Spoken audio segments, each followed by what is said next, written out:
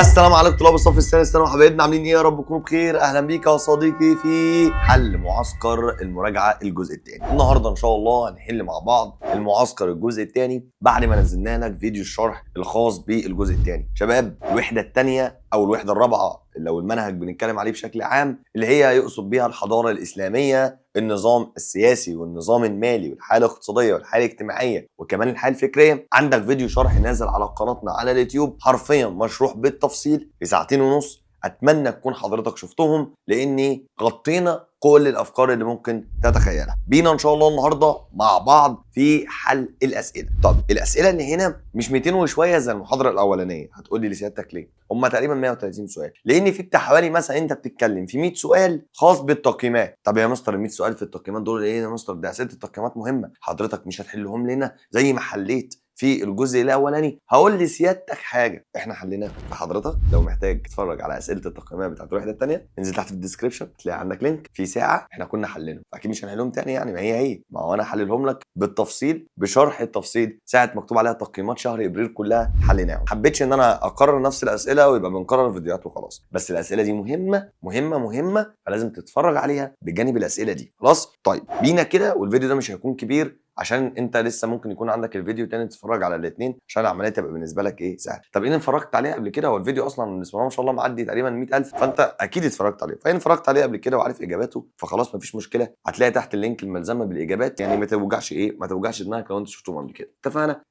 يلا بينا. اللهم صل وسلم وبارك على سيدنا محمد. اللهم اني اسالك فهم النبيين وحفظ الملائكه المرسلين. اللهم اجعل ستنا عمنا بذكرك وقلوبنا بخشيتك واسرارنا بطاعتك، انك على ما تشاء قدير. بسم الله توكلت على الله ولا حول ولا قوه الا بالله العلي العظيم. يلا بينا صديقي نتوكل على الله. نبدا ونقول بسم الله. السؤال الاول: بدأ ظهور المدارس في الدوله الاسلاميه. يا جماعه السؤال ده مهم جدا.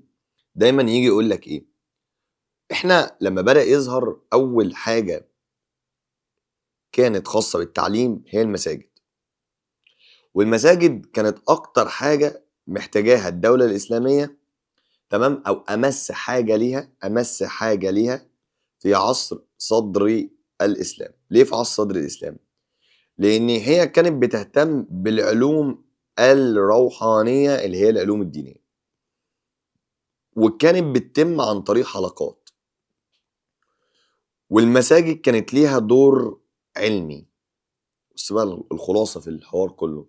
وفي نفس الوقت يا مستر احمد تزامن مع ظهور الدور العلمي للمساجد حاجه اسمها الكتاتيب، وكانت مثل المدارس الابتدائيه. طبعا الكلام ده احنا قلناه مليون مره بس بنحاول نلخص، بتلاقي نفسك انت لميت الدنيا كلها. طيب المدارس الابتدائيه ليه؟ لانها بتعلم الكتابه والقراءه، وبرضه بتهتم ايضا مع العلوم الدينيه. ولكن اللي حصل مشكله. ما هي المشكله؟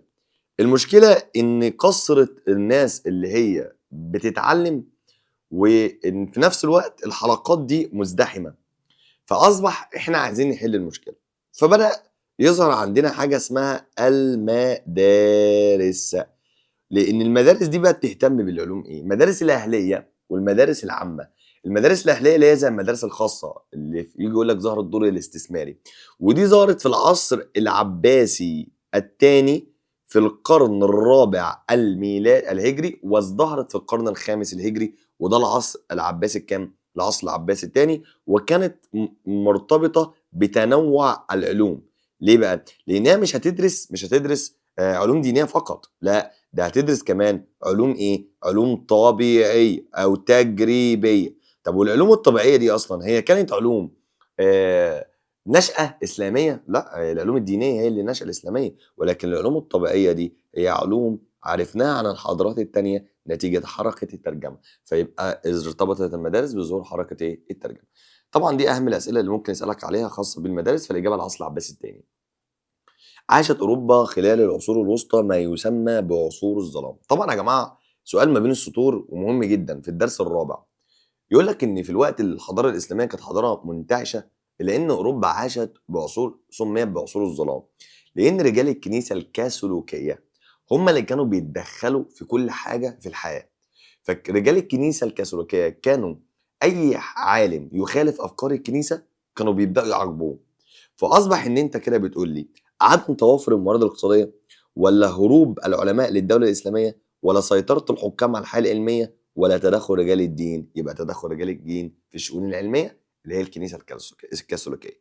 سؤال مهم جدا جدا جدا، عايزك تركز عليه. فاكر الاسئله دي مهمه قوي يا جماعه، واسئله اصعب من اللي في التقييمات. فالتقييمات احنا حليناها، الاسئله دي مهمه قوي. ظهرت قدرة المسلمين على الابتكار والتطوير في النظام السياسي والإداري للدولة. طبعا احنا قلنا المسلمين عملوا حاجة اختلفوا عن الأنظمة السياسية اللي في العالم كلها، وهي فكرة النظام ايه؟ النظام الخلافة، ان الخليفة بيتولى عن طريق الشورى. طب يبقى هنا طريقة اختيار السلطة المركزية الحاكمة مش الوالي، السلطة المركزية ده اللي هو الخليفة، أما السلطة المحلية اللي هو الوالي. قواعد عمل القضاء في الدولة الإسلامية، لا عادي يعني، ما هو نفس القاضي بيفصل ما بين الخصومات، ده مش ابتكار. استكمال البناء السياسي عن الدواوين، الدواوين عرفناها نتيجة التأثر بحضارات الفرس. انفتاح الحضارة الإسلامية غلط، أنا عايز ابتكار. نستنتج من مضمون المقولة المقابلة نجاح الدولة الإسلامية فيه قام فقراء المسلمين بحمد الله وشكره بعدما وزع عليهم الخليفة المال. يبقى ده دليل على العدالة الاجتماعية. يعد أهم بحار العالم التجارية وتميز أنه بحرا ثقافيا. دايما بسألك على البحر المتوسط ده. البحر المتوسط ده يا شباب، هو إحنا بص كده عملنا حاجة في البحر المتوسط اسمها مراكز تجارية. تمام. المراكز التجارية دي كان بيجوا أوروبيين بيجوا من خلال المراكز التجارية دول يتاجروا معانا، فينقلوا العلوم والثقافة من الشرق للغرب عن طريق المراكز التجارية. يقول لك لعبة المراكز التجارية في نقل العلوم والثقافة إلى الإيه؟ إلى الغرب. فالتأثر بينا يبقى من أهم البحار اللي هي ساعدت على الانفتاح. هقول له طبعا البحر المتوسط. انتعشت صناعة الورق، ده برضو سؤال مهم جدا.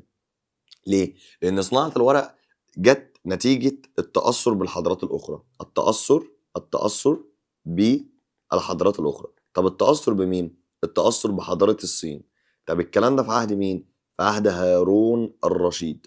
طب مين هارون الرشيد؟ هارون الرشيد خليفة عباسي. طب يا مستر أحمد ممكن أسأل سؤال؟ تقول اسأل. قال لي طب هو الخليفة العباسي هارون الرشيد اللي هي صناعة الورق بدأ إن هو يعمل مصنع فين؟ بدأ يعمل مصنع في خراسان. اشمعنى خراسان؟ عشان يبقى قريب من الصين، يعني متأثر بالموقع الجغرافي، ومن هنا ظهرت صناعة الورق. طب لما يبدأ يقول لك صناعة الورق ليه؟ لأن هو كان مهتمين بحركة الثقافة. يبقى ده نتيجة هجرة العلماء الغرب إلى الدولة الإسلامية. تقدم العلوم والاهتمام بالزراعة غلط، يبقى الإجابة ألف. التواصل الاقتصادي مع حضارات الشرق. خد بالك ممكن يقول لك إيه؟ تراجع الاهتمام بالنبات البردي، أو تراجع الاهتمام بالرق اللي هو الجلد في عهد مين؟ العصر العباسي برضه اللي هو هارون الرشيد. يبقى الإجابة التواصل الاقتصادي. اعتمدت الدولة الإسلامية في موارد بيت المال منه الثابت ومنه المتغير، وظهر ذلك من خلال باشا الزكاة ثابتة والجزية متغيرة. ليه؟ لأن الزكاة يا شباب، الزكاة هي 2.5%، فهي ضريبة ثابتة، والجزية هي على حسب المقدار تتشابه مع الخراج، فالجزية والخراج هي اللي بنقول عليهم مختلفين من مقدار لآخر، فهم ثابتين، قصدي متغيرين. يبقى الإجابة الزكاة والجزية. علم التاريخ ده يا جماعة هو مش علم إسلامي النشأة، ولكن هو علم كان مرتبط في بداية ظهوره كمان بعلم تاني اسمه العلم الحديث، وكان مقتصر بس على الحديث، يعني مقتصر على الرسول صلى الله عليه وسلم. ولكن بعد كده يا جماعة بدأ إن هو يظهر كعلم مستقل وملوش علاقة بإن هو إسلامي النشأة طبعا. ارتبطت صناعة الزجاج. دايما صناعة الزجاج ليها علاقة بعلم الكيمياء، لأن حضرتك الصناعات الزجاجية صناعة تجفيت المعادن الاتنين ليهم علاقة بصناعات الكيمياء، لأن دي بنتكلم على الرمال البيضاء اللي كانت موجودة في الفسطاط. فممكن يسألك يعني اشمعنى الفسطاط من المدن المشهورة بالزجاج؟ قول له سبب توافر المادة الخام. الحضارة الإسلامية نتائج شعوب متعددة من الصين حتى الأندلس. بص شعب من الصين حتى الأندلس، يبقى دي حضارة متعددة الطاقات والخبرات. بقى عندنا حضارة متنوعة، فبقت تنوع. طب يا مستر ينفع العالمية؟ تنفع بس هي مش موجودة هنا، فيبقى أنا آخد التنوع. أهم هي التنوع الأدق، يعني لو جت تنوع وعالمية تبقى آخد التنوع، ولكن أحيانا ممكن ما يجيبش تنوع يجيب العالمية. حققت الزكاة في الدولة الإسلامية عديد من الأهداف، وكان أهمها أهداف طبعا الزكاة قلت لك نواحي دينية ونواحي اجتماعية، مكتوب عندك حتى في الملزمة.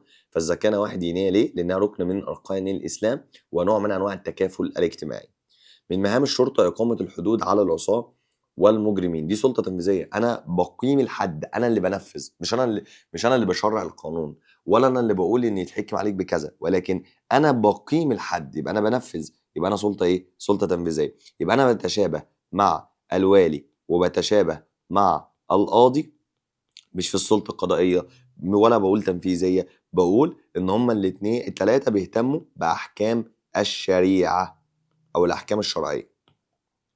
حرص خلفاء الدولة الإسلامية على الاهتمام بالعلماء، وظهر ذلك بشكل واضح في نقط. طيب هم عملوا إيه مع العلماء؟ بصوا يا جماعة، وفروا ليهم رواتب، تمام؟ إيه تاني؟ قال لي وفروا ليهم مساكن، أماكن استراحة، وكان الخلفاء بيديهم الهبات والعطايا، زي الخليفة قلنا المأمون اللي كان بيشجع اللهم صل على النبي ان الناس اللي هتترجم تترجم، ركز في الحته دي، وزن الكتاب ده. وكان الخليفه معاويه بن ابي سفيان كان يجالس العلماء عشان ياخد رايهم في اداره شؤون الدوله، يبقى يتم برضو ذلك بتقديرهم اجتماعيا واقتصاديا. مفيش عسكري، مفيش ديني. يبقى الاولى التأثير السرياني في الحضارة الإسلامية، ده يثبت لك أن الحضارة شملت شعوب متنوعة، وأن الحضارة حضارة عالمية، لأن السريانيين تمام اللي هي من الحضارات السامية عندنا، بس هي مش عندك في المنهج ولا أصلا تعرف إيه هي السريانية، بس دي حضارة من الحضارات الإيه؟ من الحضارات اللي هم الساميين اللي كان ليهم إنجازات طبعا في الحضارة الإسلامية، فده بيأكد إنها شملت شعوب بقى تمام متنوعة، وفي نفس الوقت إن الإسلام انتشر في كل أنحاء العالم، فده يقول لك العالمية والتنوع. نتج عن إقامة العباسيين للنواظم. النواظم دي شبكة مية. طب الشبكة المية دي بتعمل إيه؟ بتضبط موارد المياه. طب دي فين؟ في نهر دجلة والفرات، يبقى في العراق. يبقى ركز بالله عليك. قام العالم ابن البطار. ابن البطار ده قلت لك سؤال مهم جدا، لأن ابن البطار ده ليه علاقة بكتاب اسمه جامع المفردات. فجامع المفردات ده كان ليه علاقة بالإيه؟ ليه علاقة بالأدوية. طب والأدوية دي حضرتك ليها علاقة بإيه؟ ليها علاقة بالطب. طب والطب ده حضرتك ليه علاقة بإيه؟ يعني معلش الأدوية دي عشان أنا أديها للناس يبقى دي مواد كيميائية، يبقى لها علاقة بعلم الكيمياء. يبقى أنا يا إما أقول له كيمياء يا إما طب، خلاص، يا إما هو طب يا كيمياء. يعتبر السد الذي أقامه معاوية بن أبي سفيان. طبعا معاوية أبي سفيان عمل وادي في الخنق بالمدينة لحماية البلاد من الأخطار الطبيعية، لأن هو كان محتاج يعمل حاجة اسمها تخزين المية، وده يدل على إن هو بيخزن مية الأمطار، يبقى هو بيستغل وبيستثمر الموارد المتاحة، وبيهتم بمشاريع تنمية البنية التحتية، يبقى نجاح المسلمين في استثمار الموارد. طب ليه ما اخدش تطوير مشروعات الري على الأنهار؟ لأن دي أودية، وكان بيخزن مية ايه؟ قال لي يا مستر احمد بيخزن مية الامطار، فانت تقول لي انهار؟ طبعا لا. اهتمام الدولة بالفلاح ده تم في العصر العباسي وبروزها. دور الدولة في تطوير العلوم الزراعية ملهاش علاقة بالمشاريع. أي إن الآتي يعتبر أحد المصروفات بيت المال والتي ظهرت منذ خلافة عثمان بن عفان. طيب الإنفاق على غير القادرين، طب ما ظهرت أيام سيدنا عمر. نفقات الولاه والقضاة، طب ما ظهرت أيام قبله. انشاء المساجد والطرق برضو لا. تجهيز الاساطيل، واحد يقول لي اشمعنى؟ لان اول اسطول ظهر في عهد سيدنا عثمان بن عفان كان مرتبط بحمايه سواحل الشام، وكان مسؤول عن مين؟ مسؤول طبعا عن او لحمايه خطر البلد من البيزنطيين، واول منطقه كان ليها دور في فتح جزيره قبرص اللي هي تقع جنوب اوروبا. طيب بلغت الدولة الإسلامية في العصر العباسي غنى لا يوصف في موارد. طبعا ان العصر العباسي كان اكبر اتساع وصلت اليه، فاقول له نتيجة ايه؟ نتيجة بلوغ الدولة الإسلامية اقصى اتساع ليها. يتضح في دور مضمون النص المقابل ان المسلمين وصلوا النتيجة التي وضعها ابن رشد من خلال ننظر في الذي قالوه من ذلك وما اثبتوه في كتابهم، فما كان موافقا للحق قبلناه. يبقى الحضارة الإسلامية منفتحة، بس احنا مش بنقلد، احنا بنقتبس، وده اقتباس وتحليل. باخد اللي بينفع مع ديني، لأن الحضارة الإسلامية حضارة أخلاقية، يبقى تقليد، أنا مش بقلد. ترجمة ترجمة صح، يبقى ترجمة مؤلفات الحضارات الأخرى. على فكره يا جماعه حركه الترجمه بدات في العصر الاموي ولكن ظهرت في العصر العباسي. زادت موارد بيت المال في العصر الاموي اثناء الخليفه عمر بن عبد العزيز نتيجه نقط. طبعا احنا قلنا يا جماعه الحته بتاعت عمر بن عبد العزيز دي كتير، ان هو عمل ايه؟ ان عمر بن عبد العزيز عمل اشراف كامل، وده اللي اختلف الدوله الامويه عن الدوله الخلفاء الراشدين في بيت المال. اشراف كامل على بيت المال، ادي واحد. اتنين، اعاد هيكله بيت المال. اعاد هيكله بيت المال ازاي؟ رجع الاموال اللي سيطر عليها بني اميه، يبقى صانه المال العام، صيانه المال العام. طيب عمل ايه كمان؟ منع بيع الاراضي الخراجيه. لما منع بيع الاراضي الخراجيه ايه اللي حصل؟ حافظ على استدامه الموارد. استدامه الموارد، قال لك لا يا باشا انا في فلوس تفضل دخل ثابت يخش الدوله، فانا مش هبيع الاراضي الخراجيه. فبدا يحصل استدامه للموارد، يعني فلوس تبدا تخش الدوله، فقدر يوفر فلوس. لما قدر يوفر فلوس بدا يبتكر وسائل جدا عشان يحل المشكلات، فحافظ على الاستقرار والسلم الاجتماعي. يبقى هو يا جماعه على السماح ببيع الاراضي الخراجيه؟ لا، يبقى هو اعاد هيكله النظام الاقتصادي. تعد ابرز بلاد العالم الاسلامي في تجفيف المعادن. طبعا تجفيف المعادن صناعه بتؤكد على ثراء الدوله. يبقى ركز بقى على الالفاظ بقى، ركز على الافكار بالله عليك. ثراء الدوله، والله العظيم عاملين كل حاجه تنفع اقولها لك ومظبط لك الدنيا، وده بيدل على التقدم الاقتصادي. وصناعات المعادن كانت موجوده حضرتك في العراق، في الموصل. يبقى هنا فين؟ العراق.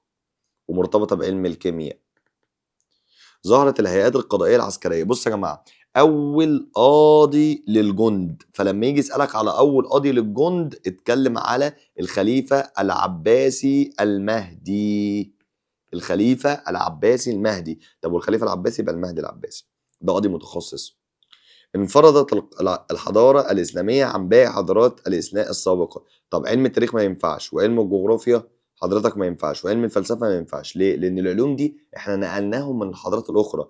علم الفقه، علم الفقه اسلامي النشأة، اسلامي النشأة، ده حضرتك ده مرتبط بمستحدثات الحضاره الاسلاميه.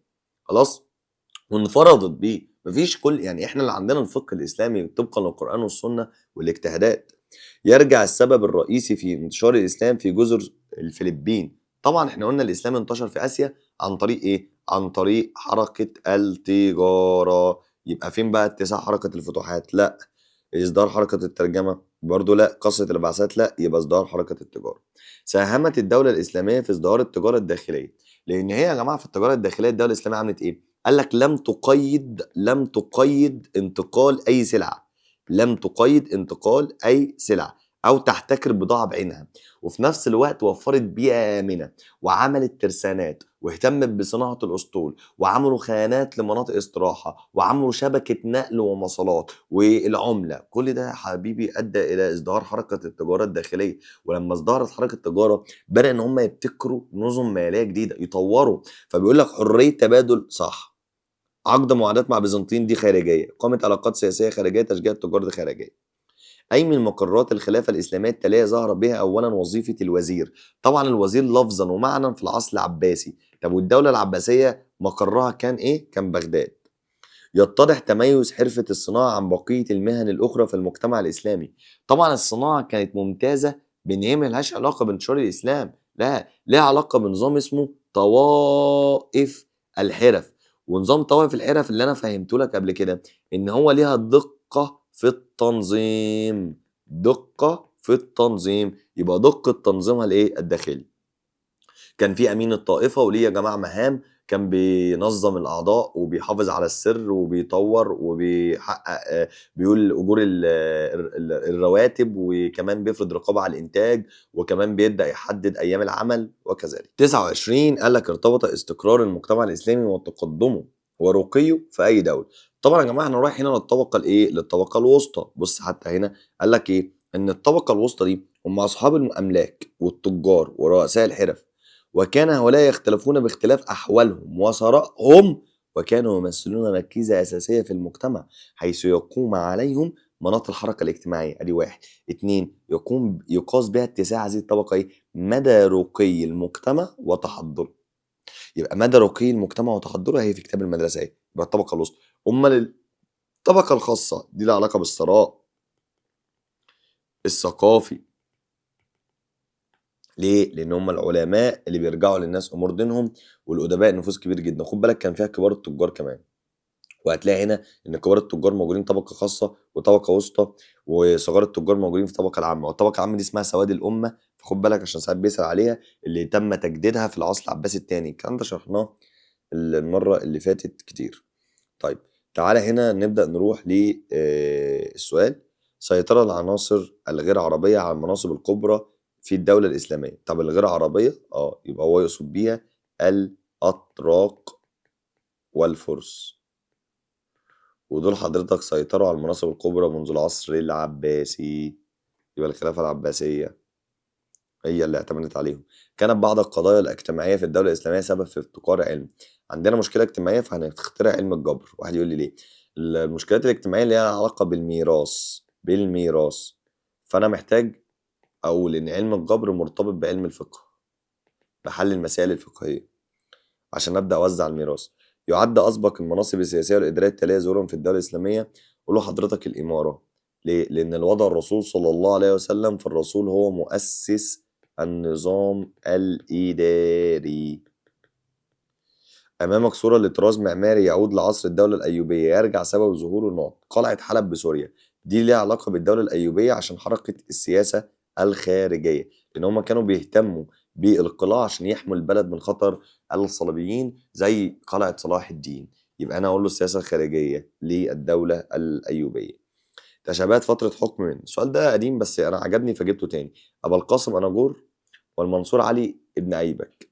أبو القاسم أناجور ده كان عليه واصي اللي هو الكافوري الرخشيدي، وده كان عليه قطز واصي. طب يبقى الاتنين تحكم الواصي على العرش بأمور الدولة سواء قطز أو كافوري الرخشيدي. سؤال مهم وحلو. انقسمت الأراضي الخراجية حسب موقفها من أصحابها، فهي أراضي فتحت صلحا وأراضي فتحت حربا. يبقى صلحا وحربا، يبقى موقف أصحابها من الفاتحين. يعد السبب الرئيسي لتقدم المصريين في علم الفلك وعلم الجبر، قلنا المسائل الفقهية أو الأحكام الشرعية. يبقى الأحكام الشعائر والأحكام الدينية. ليه؟ لأن علم الفلك قلنا ليه علاقة بإيه؟ قلنا علم الفلك ده يا جماعة اللي بيخليني أعرف مواقع النجوم والكواكب. طب وأنا أعرف منين يا مستر؟ ما أنا حضرتك بشوف منه إيه؟ بشوف منه الهلال، القمر، فببدأ أعرف أول حاجة الهلال. فالهلال ده يبدأ يخليني أعرف إيه؟ أعرف أول الشهر وآخر الشهر. احنا في رمضان ولا في العيد ولا في شعبان ولا في رجب ولا في ايه، احنا عايزين نعرف. وفي نفس الوقت يا مستر احمد انا بقدر اعرف موسم الحج، بقدر اعرف حضرتك يا مستر احمد اللهم صل بينا على النبي، واوقات الصلاه، وقت الشروق وقت الغروب الكلام ده كله بعرفه بعلم الفلك. طب وعلم الجبر؟ يبقى دي علاقه بالدين علم الفلك، وعلم الجبر له علاقه بالميراث والعلم الفقه يبقى ليه علاقه بالنواحي الدينيه، يبقى الشعائر والاحكام الدينيه. تضاءلت صناعة ورق البردي، هتقل ليه؟ قلنا طبعا بسبب صناعة الورق، والورق جت في عصر هارون الرشيد يبقى العباسيين. أكتر العلوم ارتباطا بالنشاط الصناعي في الدولة الإسلامية، قلنا علم الكيمياء لأن هي مرتبطة باتنين، تجفيف المعادن والزجاج. قامت المدارس في الدولة الإسلامية بدور رئيسي، طبعا قلنا يا جماعة نتيجة ظهور حركة الترجمة لسه قايلها لك من شوية. يدل تأثر القانون المدني الفرنسي ببعض أحكام الفقه الملكي. طبعا عندنا حاجتين تثبت إن هم اتأثروا بينا بالفقه. الفقه المالك، فممكن يقول لك الفقه المالكي أو الفقه لابن مالك، واللي نابليون بونابرت هو اللي اتأثر بالكلام ده. وقلنا يا جماعة إن كان في المؤتمر اللي عملوه اللي بيدافع عن حقوق المرأة. حاجتين اللي يثبتوا إن هم اتأثروا بينا بالفقه. فانتشار الإسلام في فرنسا؟ لا. معرفة الإمام مالك بأحوال فرنسا؟ لا. التواصل الحضاري ولا أفضلية الإمام مالك على باقي الفقهاء؟ قولوا التواصل الحضاري طبعا، مش أفضلية الإمام مالك، غلط. كان حرفة التجارة أكثر الحرف انتشارا بين طبقات المجتمع في الدولة الإسلامية مما ساعد على، طبعا أكتر حرفة موجودة زي ما أنت شفت هي التجارة. والتجارة دي ساعدت على إيه؟ إلى إحداث تطوير النظم الاقتصادية. واحد يقول لي طب ليه ما أقولش انتشار الإسلام في الأندلس؟ هو بيسألك على هي ليه حرفة التجارة أكتر الطبقات، وده هيؤدي لتطوير النظم الاقتصادية. هيبدأ يبتكروا نظم مالية جديدة. قال لك تم الابتكار النظم مالية جديدة. حتى لما نيجي ناخد التجارة هتلاقيه بيقول لك إيه هنا كده، بص كده يا شباب. ازدهرت التجارة ومع تزايد انتشار الحرف، بص كده. بعد كده قال لك ايه؟ وجود شبكة نقل ومواصلات.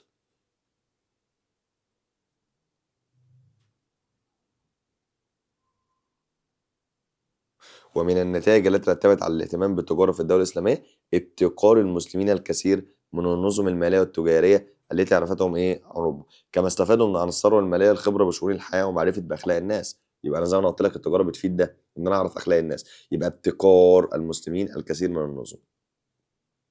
طب نقل تراث الحضارتين دي مالهاش علاقة، دي لها علاقة بالترجمة. وانتشار الإسلام في الأندلس دي كانت بالفتوحات الإسلامية أصلا. وعدالة توزيع الثروة في المجتمع لا مالهاش علاقة بالعدالة أصلا.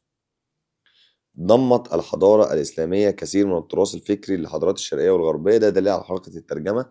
يبقى الانفتاح على الثقافات الآخرين. كان من حق المسلمين في الولايات رفض نقل الأموال إلى العاصمة. عندنا شباب بيت المال نوعين، بيت مال مركزي وبيت مال فرعي، بيتقال عليها لا مركزية. اللي في الولاية لا مركزية، يحق الوالي بقى ما يبعتش فلوسه لبيت المال الرئيسي إلا لما يكفي الشعب. وده دليل إن النظام الاقتصادي بيحقق الموازنة، بيوازن بين مصلحة الفرد ومصلحة المجتمع، بس مش روحية ومادية. تميزت الدولة الإسلامية بصناعة المنسوجات. طبعا المنسوجات ده يا شباب كانت فين؟ المنسوجات دي كانت في قلت لك بلاد المشرق. اشمعنى؟ لأن المنسوجات كانت في العراق وكانت في الشام وكانت في مصر، والشام والعراق ومصر دي حاجة اسمها مشرق، يبقى المشرق الإسلامي. اهتم المصريين القدماء بمقاييس نهر النيل.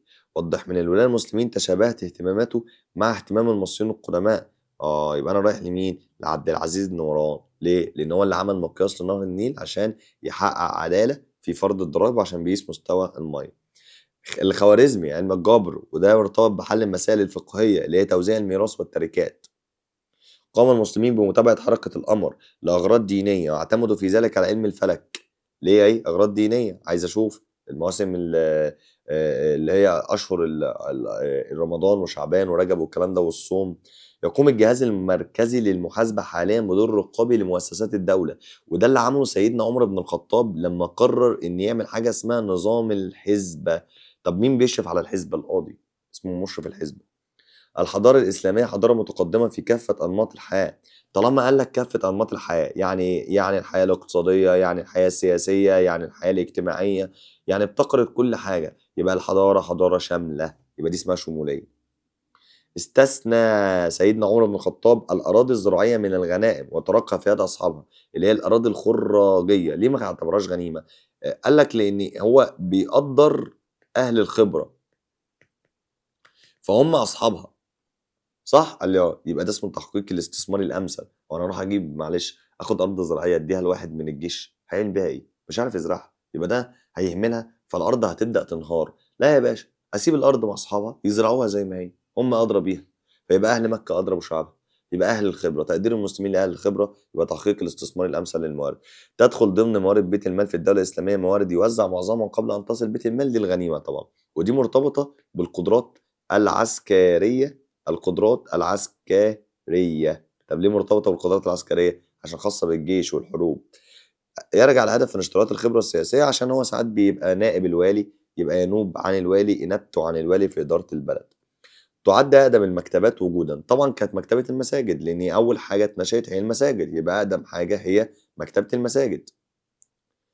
أي من العلوم الآتية يعد نتائج الحضارة الإسلامية؟ الكيمياء جابر بن حيان، بس هو مش نتائج الحضارة الإسلامية، لأن احنا عايزين حاجة نتيجة حضارة إسلامية. فيبقى علم الاجتماع، لأن اللي وضعه عبد الرحمن ابن خلدون. عبد الرحمن ابن خلدون. خلاص. قال لك ارتبط العلوم الدينية في الدولة الإسلامية عدة علوم أهمها نقط. يبقى أقول له الفلك بس الكيمياء لأ. الأدب والنحو أقول له الأدب لأ. يبقى الكيمياء لأ. يبقى الجبر والفلك مرتبطين بالنواحي الدينية زي ما أنا قلتهم لك أكتر من مرة، عشان واحد ليه علاقة بالميراث والتاني اللي هو علم الفقه. يبقى الفلك مرتبط بالفقه، آسف الجبر مرتبط بالفقه، والفلك مرتبط بمواسم وأوقات الصلاة والشعائر الإسلامية. يعد عصر الخليفة الأموي عبد الملك بن مروان نقطة تحول في النظام الإداري. قلتها لك لأن عبد الملك بن مروان ده عمل إيه بقى؟ قال لي يا مستر أحمد عرب الدواوين. الدواوين كانت دواوين فارسية، فخلى ان لغة الحضارة الإسلامية اللي هي ايه لغة الحضارة الإسلامية اللي هي اللغة العربية تبقى اللغة الرسمية في الإدارة. ده اللي عمله عبد الملك النوران. وعمل ايه تاني؟ وعمل التجنيد اجباري عبد الملك النوران، وسك العمله. 3 حاجات عبد الملك النوران مهمين. يبقى الاعتماد على العنصر العربي في الاداره، لا. استكمال النظام الاداري بانشاء الدواوين، لا. يبقى الاعتماد على اللغه العربيه. ما اعتمدش على العنصر العربي، مش اول واحد. او اول واحد يعتمد على العنصر العربي كانوا الخلفاء الراشدين. يرجع تطور الصناعة المشار إليها مضمون النص المقابل. إصدار صناعة السفن، يبقى دي خشب، والخشب عشان مهارة الأيدي العاملة. ليه مش وفرة مواد الخام؟ لأن إحنا أصلا ما عندناش مادة خام محلية، إحنا بنجيب الخشب من الشام. هدف اقتصاد الإسلام تحقيق الاستثمار الأمثل لكافة الموارد. أن المسلمين نجحوا في تحقيق هذا الهدف من خلال نقط. قلنا عدم المساواة بين بيع، لأ. توزيع الفيه، لأ. فرض الموقوس على التجار، لأ. يبقى الاحتفاظ بالأراضي الخراجية، يبقى هو الاحتفاظ بالأراضي أي منع بيعها. يبقى منعوا بيع الارض الخراجيه، يبقى ده دليل على الاستغلال الامثل لكافه الموارد. زي ما انا قلت لك، انا ما ببيعش الارض الخراجيه، بحتفظ بيها عشان يفضل يدخل لي دخل، وبديها لمين؟ وبديها لاهل اهلها، لان هم طبعا اهل خبره. بدأ الاهتمام بالعلوم التجريبيه المختلفه منذ العصر الاموي، ويرجع ذلك الى نقط. طبعا يا جماعه حركه الترجمه، يبقى نتيجه حركه الترجمه وازدهرت في العصر العباسي. عرفت الدولة الإسلامية مبدأ الفصل من السلطات لأول مرة من خلال منصب إيه؟ من خلال منصب حضرتك أمين بيت المال. لأن سيدنا عمر بن الخطاب فصل ما بين إيه؟ ما بين السلطة الاقتصادية والسلطة السياسية. فقال لك إن الوالي ملوش علاقة ببيت المال، فهبعت مع الوالي أمين بيت مال. سلطة اقتصادية وسلطة سياسية. يحقق الإنفاق من بيت المال على غير القادرين، يبقى تكافل اجتماعي أو تماسك اجتماعي. يتمثل العامل المشترك في ظهور منصب الوزير، ده جبناه نتيجة التأثر بالحضارات الأخرى، والدواوين التأثر بالحضارات الأخرى، والاتنين تأثر بالفرس. يبقى اتساع رقعة الدولة الإسلامية. وحط معاها كمان منصب، هي الوزارة والدواوين مرتبطة بالاتساع مساحة الدولة الإسلامية. والوالي على فكرة ما نقلناهوش من حضارات تانية، الرسول هو مؤسسه، بس ظهرت فكرة الولاية نتيجة اتساع مساحة الدولة الإسلامية برضه. أي من العلوم الآتية ساعدت على ازدهار الزراعة في الدولة الإسلامية؟ طيب الفلك ملوش علاقة بالزراعة ولا ليه؟ تعال نشوف. قال لي الفلك ليه علاقة بمواقع النجوم والكواكب، وحضرتك ليه علاقة ب حركة نزول المطر، فيفيد في الزراعة. الجيولوجيا التربة فيفيد في الزراعة. يبقى الفلك والجيولوجيا، الجيولوجيا عشان التربة، والفلك علشان خاطر دراسة ايه يا جماعة؟ فاكر قلت لك حاجة اسمها الدورة الزراعية؟ طب والدورة الزراعية بيعملوا إيه؟ قال لي بيقسموا السنة مواسم. طب وأنا أقسم السنة بناءً على إيه؟ بناءً على إن أنا أعرف السنة قد إيه، يبقى ده علم الفلك. والجيولوجيا تربة. طب هم تربة ليه؟ تربة علشان خاطر يبدأوا إن هم يحددوا نوعية المحصول المناسب على التربة. وفي نفس الوقت يا مستر أحمد عملوا حاجة قدروا إن هم يحافظوا بيها على جودة واستدامة الأرض والموارد، اللي هي الدورة الزراعية. والأسمدة اللي هي علم الكيمياء. فيزياء لأ، فيزياء لأ، جبر لأ. ترتب على قيام الخليفة عبد الملك النوران قلنا انتشار لغة الحضارة الإسلامية للغة العربية. اتخذ عمر بن الخطاب إجراءات استباقية خشية من استغلال الولاية. قبل هو الولي ما استغلش نفوذه، هو كان عايز يحافظ على موارد الدولة، فعمل له ضربات استباقية. يعني قبل ما أنت تسرق أنا هراقبك، فعمل نظام الحسبة. يبقى محاسبتهم على الهدايا، ولا طلب تقرير عنهم في الولاية، ولا تقديم ذمتهم؟ تقديم ذمتهم. طب ليه مش محاسبتهم عن الهدايا؟ لأن بيقول لك استباقية، يعني قبل ما يحكم قبل الولاية، يبقى تقديم ذمتهم المالية. تتعدد الصناعات التي يدل انتشارها في الدولة الإسلامية على ارتفاع المستوى الاقتصادي. قلت لك تكفية المعادن. أدى التجارة بين الدولة الإسلامية وأوروبا في العصور الوسطى إن هم طبعا اتأثروا بينا. يبقى انتقال العلوم الإسلامية إلى أوروبا عن طريق المراكز التجارية زي ما أنا قلت لك.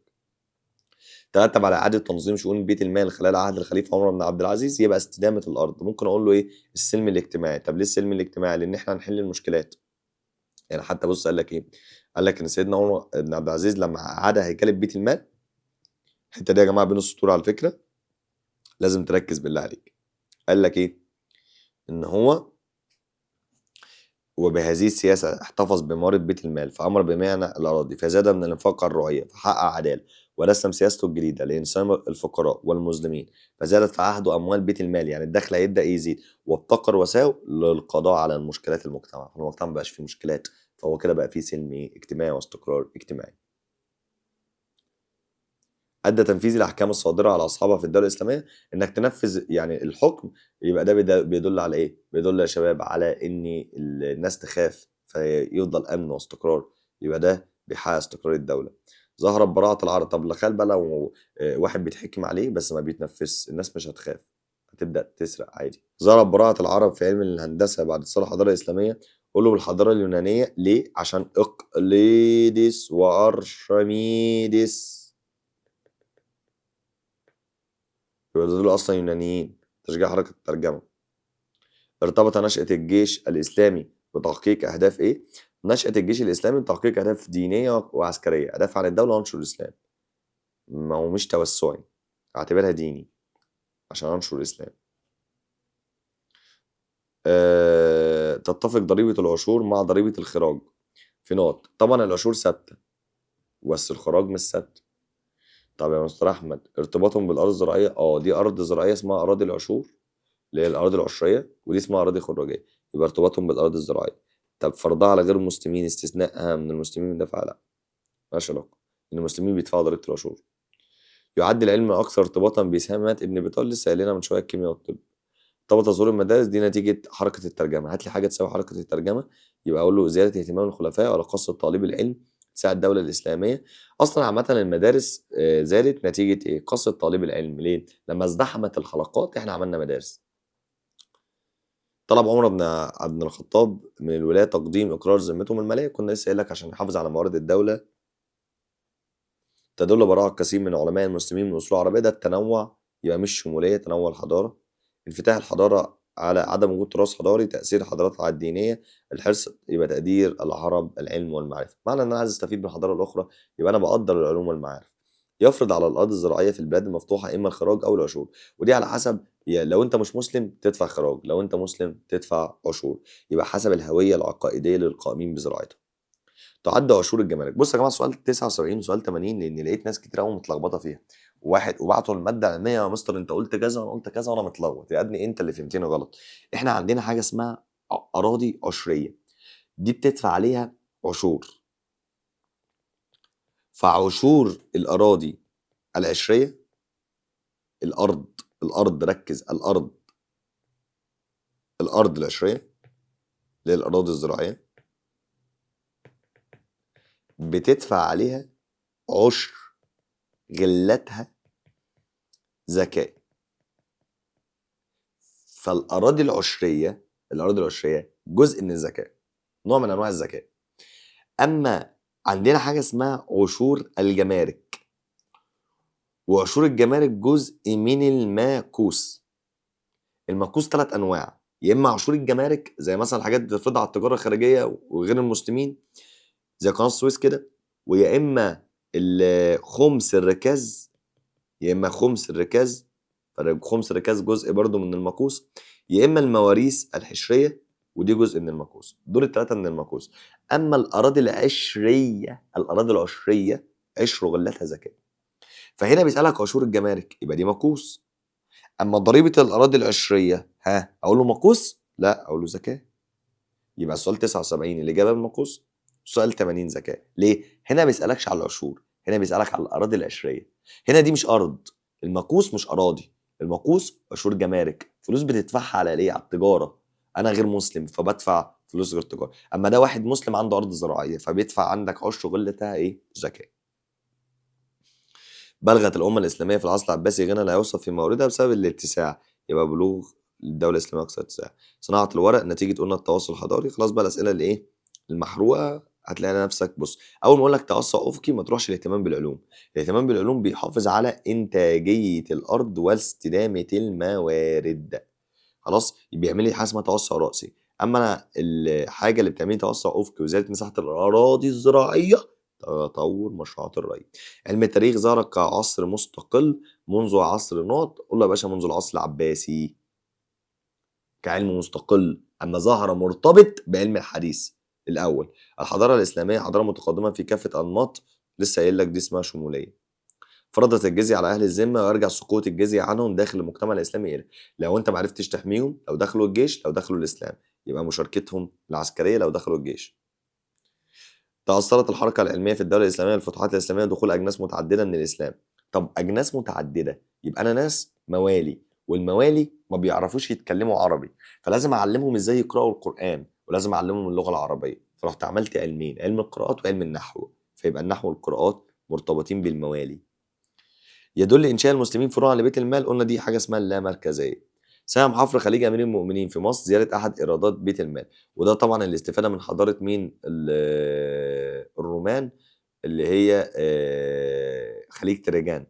يبقى هنا يا جماعة زوّد أحد إيرادات بيت المال، لإن كده في ناس عايزة تمشي عندنا من خليج أمير المؤمنين، يبقى دي كده غير مسلمين، يبقى أنت هتدفع حاجة اسمها عشور الجمارك، عشور الجمارك. طب عشور الجمارك دي جزء منين؟ جزء من المكوس، لسه قايلها لك من شوية. يُعد من مظاهر تأثُّر اجتماعي، يبقى النقل والمواصلات وتقليدنا في الحدائق والكلام ده كُلّه، فأنا هاروح للنقل والمواصلات وهاروح لاستخدام الحمام الزاجل للنقل البريد. أُمّال القصص الأدبية ده لها علاقة بالأدب، زي لو قال لك دانتي أو لو قال على شكسبير. نقل الأفكار التشريعية لو قال لك على قانون مالك القانون المدني الفرنسي بالتأثُّر بأفكار مالك وحقوق المرأة. علم الإسلام النشأة وصُنَّف في العلوم الإنسانية، علم الاجتماع، عبد الرحمن بن خلدون. المؤسسة التي اهتمت بتدريس العلوم الدينية والطبيعية، مدرسة، حركة ترجمة. الحضارة التي تسعى لمواجهة المشكلات بطريقة علمية تنقسم إلى طبعًا واقعية، لإن هي بتحل المشاكل بطرق واقعية، بطرق علمية، زي مثلًا علم الفقه. يدل بعض الصناعات في الدولة الإسلامية على ثراء الدولة، قُلنا تجفيف المعادن، ده بيأكد على المستوى الاقتصادي. ترتب على دخول غير العرب في الإسلام ظهور علم إيه؟ طبعًا يا جماعة قنيات الزينة دي الزجاج، ده الزجاج، خلاص ده ما لوش علاقة بالمعادن. ترتب على دخول غير العرب ظهور علم القراءات أو النحو اللي هم الموالي، واللي طوّر علم النحو يا جماعة سيبويه. كانت قضايا الميراث في الفقه الإسلامي سبب في ابتكار علم الجبر، لأن الجبر محتاج إن أنا أحسب الميراث الخوارزمي. تعد أرقى صور التكافل الاجتماعي الزكاة، لأن هي بتعبر عن الرحمة الاجتماعية، الغني بيدي الفقير. تأثر القانون المدني الفرنسي بالإمام المالكي.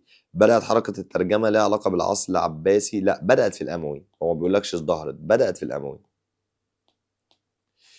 اتبعت الدولة الإسلامية سياسة تجارية قائمة على الحرية الاقتصادية، لأن هي لم تقيد انتقال أي سلعة. انفردت الحضارة الإسلامية عن باقي الحضارات بعلم إيه؟ انفردت، يبقى أنا أقول له علم الفقه، لسه قايلها لك من شوية. تميزت الحضارة الإسلامية بنظام سياسي خاص، وهو نظام إيه؟ نظام الخلافة، مختلف عن الملكية والإمبراطورية، والإمارة ده موجود عادي في كل الولايات. يطلق على الأرض التي لا وارث لها ولا صاحب، اسمها المواريث العشرية. يبقى عاشور المواريث العشرية دي لها علاقة بإيه؟ لها علاقة المياقوس. أصحاب الأملاك والتجار ورؤساء الحرف هم الطبقة ملاك وتجار ورؤساء الحرف، يبقى دي الطبقة الوسطى اللي هي بيقيس بيها المستوى الاجتماعي ومدى تقدم ورقي المجتمع. تتميز الحضارة الإسلامية بأحادية المصدر، رافضة لما قبلها، متعددة الجوانب أو مكملة لما قبلها. ما ينفعش أقول ناسخة. يعد أكثر طبقات المجتمع ذات تأثير الثقافي، طالما قال لك ثقافي قول له الخاصة. ليه الخاصة؟ اللي هم العلماء والأدباء. حدث توسع أفقي، يبقى مساحة الأرض الزراعية بقى مشروعات الري. لعبت البحرية أول أدوار اللي لسه قايلها لك، التصدي من خطر البيزنطيين اللي هو سيدنا عثمان بن عفان. يعد عدم ترك الرسول نصا إلى من يتولي أمر المسلمين بعده ترسيخا لمبدأ الشورى بقى، يبقى هو جعل الأمر شورى فيما بينهم. أي مما يلي تناقض مع مهام وظيفة الوالي في صدر الإسلام. وظيفة الوالي في صدر الإسلام، يبقى أقول له الفصل بين السلطات، لأن هو ما كانش فيه فصل، كان معاه معظم السلطات، فيبقى أقول له مفيش فصل. عند غياب الوالي كان يقوم بجمع الصدقات وجبات ضرائب، يبقى صاحب الشرطة هو الذي يحل محل الوالي، لأن هو يتولى الإنابة. أي الدواوين التي ارتبط إنشائها بتنظيم أمور الدولة الإسلامية اقتصاديا، يبقى أنا أقول له يا باشا ديوان العطاء وديوان الخراج. العطاء اللي هو ديوان الخاص بالجند، لأن ليه علاقة بالرواتب وكده، والخراج اللي هي علاقة بالأموال. مارست المرأة في المجتمع الإسلامي دورا سياسيا وحربيا منذ عهد الرسول صلى الله عليه وسلم، يبقى عصر صدر الإسلام، زي غزوة أحد والأحزاب وحروب المرتد، سيبك من المرتدين، وبيعة العقبة الثانية. تدل براعة كثير من العلماء المسلمين من أصول، يبقى قلنا طالما قال لك عربي غير عربي يبقى متعددة الطاقات، يبقى تنوع. أبرز ما يميز الحضارة الإسلامية عن باقي الحضارات السابقة واللاحقة أنها اتسمت بالأخلاقية. ده اللي يميز بقى. لما الحضارة المصرية كانت متدينة، ولكن الحضارة الإسلامية كانت عندها أخلاق، يقول لك الحضارة أخلاقية ترجع للدين والقرآن والسنة. أي من عناصر النظام السياسي التالية لم يرتبط ظهوره باتساع، قولوا الخلافة، لأن ده ملوش علاقة بالاتساع. الخليفة ظهر قبل ما يعملوا فتوحات، أما الولاة كانت مرتبطة بالاتساع، لما كل الدولة تتسع محتاج أعين عليها والي، والوزارة نتيجة التأثر بالفرس، والدواوين نتيجة الاتساع. استطاع المسلمين تطبيق نظام الزراعة، دي زراعة اسمها المدرجات، كانت في الأندلس، والأندلس دي جنوبية غربية في أجزاء أوروبا، بالنسبة لأوروبا الجنوب الغربي. كان الإشراف على دقة ده طبعا نظام طوائف الحرف، يبقى مين هنا؟ أمين الطائفة. تصنيف الطبقات المجتمع على أساس إيه؟ على أساس حضرتك شغال إيه؟ يبقى أنت عالم ولا تاجر ولا من رؤساء الحرف ولا أنت والي، على حسب مكانتك الوظيفية. لعب المسجد دور ثقافي وعلمي. المسجد كان بيهتم بالعلوم الدينية بس، يبقى العلوم العقائدية. خلاص، دور ثقافي وعلمي، قلنا المسجد كان بيهتم بالعلوم الدينية. أما المدارس تجريبية وتطبيقية، كان المسلمين دورا مهما في ظهور بعض العلوم التي أفادت الإنسانية. أنا عايز علوم المسلمين هم اللي اخترعوها. باشا الفلسفة غلط والهندسة غلط والطب غلط، يبقى الاجتماع وعلم الجبر. علم الجبر يا باشا من خوارزمي، والاجتماع بنتكلم على عبد الرحمن بن خلدون. أكثر الأنشطة اقتصاديا انتشارا بين طبقات المجتمع الإسلامي، قلنا حركة التجارة 3 طبقات. يرجع سبب الرئيسي في إقبال المسلمين على العلم وتحصيله منذ بداية الدولة الإسلامية حث الدولة على الإسلام. الدولة الإسلامية كانت بتقبل الناس. أول سورة القرآن الكريم اقرأ فتحث على العلم، يبقى حث الإسلام على طلب العلم. يبقى حث الإسلام على طلب العلم عكس الكنيسة الكاثوليكية. أي مناطق انتشر فيها القضاة الغير مسلمين. طب القضاة الغير مسلمين انتشروا في الأندلس لكثرة الغير مستعربين، المستعربين اللي هم أهل الذمة. قاضي أهل الذمة زاد في الأندلس. طب الأندلس دي تعتبر إيه؟ أقصى شمال غرب الدولة الإسلامية، شرق أقصى شمال غرب الدولة الإسلامية. الأندلس تعتبر كده أقصى الشمال ناحية الغرب، بالنسبة لأوروبا جنوب غرب. كان حركة الترجمة دور في نقل العلوم. ماشي. ينطبق ذلك على الآتي باستثناء: علم الفيزياء علم الطب علم الكيمياء يبقى علم الحديث لا. أقام معاوية ابن أبي سفيان سدا على وادي الخنق بالمدينة النبوية بهدف إيه؟ بهدف استثمار. يبقى الإجابة علم الحديث، عشان علم الحديث ده علم مرتبط بالإسلام. أقام معاوية بن أبي سفيان سدا على وادي الخنق بالمدينة. قلنا استثمار الموارد مش حمايتها من الفيضان يا جماعة، هو بيخزن المية. يدل اهتمام المسلمين بعلم الكيمياء وعلم الفقه على حد سواء على تميز الحضارة الإسلامية بنقط طبعا الوسطية، لأن علم الفقه علم دين وعلم الكيمياء علوم دنيوية، يبقى أنت وسط. لما ينتشر الإسلام بحد السيف كان عن طريق حركة التجارة زي ما أنا قلت لك، سواء الممالك الصناعية اللي عملناها أو المراكز الثقافية أو غير ذلك. ظهر تأثير المذاهب الفقهية بالإمام ابن مالك، بس هو بيتكلم على المؤتمرات العالمية، بيتكلمش على القانون المدني الفرنسي. يبقى حق المرأة، يبقى بيتكلم على حقوق المرأة الأهلية. إذا أردت دراسة تاريخ الدولة المملوكية في أي من المنشآت المعمارية الآتية تكون محط اهتمامك. عايز حاجة لها علاقة بالدولة المملوكية: قلعة قايتباي لها علاقة بالدولة المملوكية، جامع عمرو بن العاص ده ليه علاقة ب الخلفاء الراشدين. إذا كان للزكاة 8 مصارف شرعية، يعني فلوس الزكاة بتتصرف على 8 مصارف شرعية بس مصدرها 4. قلنا زكاة الركاز وزكاة المال اللي هي زكاة النقد وزكاة السوام واللي هي الأنعام والماشية وزكاة المحاصيل اللي هي الثمار. ارتبط تأسيس بيت المال في الدولة الإسلامية بالرغبة فيه. أنا طبعا عايز أحافظ على الموارد الاقتصادية بتاعة الدولة. كده صديقي نكون خلصنا الأسئلة المقالية. هتلاقيني حاطط لك السؤال بالإجابة، عايزك تحفظهم وتبص عليهم، وما تنساش تتفرج على الأسئلة الخاصة بالتقييمات.